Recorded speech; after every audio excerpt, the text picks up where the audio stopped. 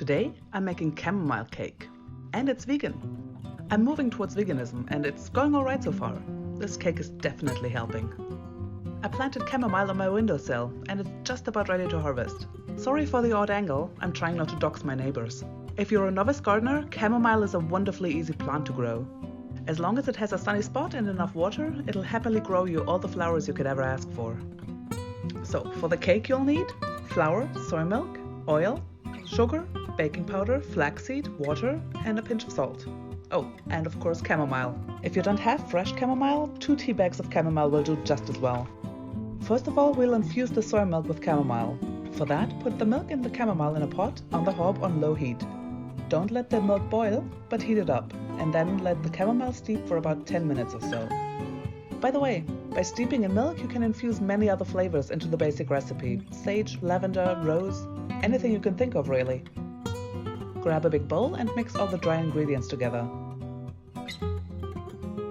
The amount of water depends a little on, I don't actually know, the alignment of the stars? But for some reason, to get the right consistency you sometimes need more water and sometimes less. Blend the flaxseed with water. Blend for a few seconds and then check. The consistency you want is somewhere around Mod Podge. I really hope that's a commonly understood comparison. Now get the chamomile milk off the stove. Make some extra chamomile milk and drink it before bedtime, maybe with a little honey. You'll sleep like a baby.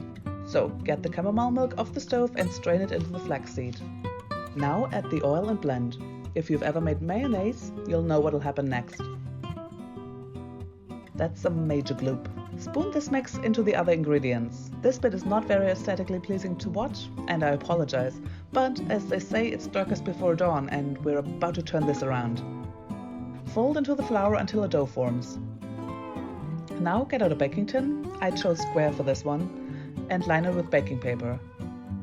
Pour or rather push the dough into the tin and flatten with a spoon. Bake for 45 minutes at 160 degrees Celsius or 320 degrees Fahrenheit.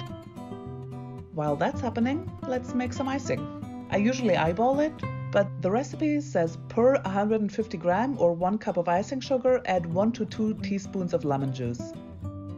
You can also add lemon zest for extra lemoniness. When the time is up, take your cake out of the oven and allow to cool. You can take your cake off the paper, but I like the rustic look, so I leave it on. Ice either sloppily by dripping the icing from a fork or spoon, or be neat about it and use a piping bag. Look at this beauty, the cake is so dense and moist.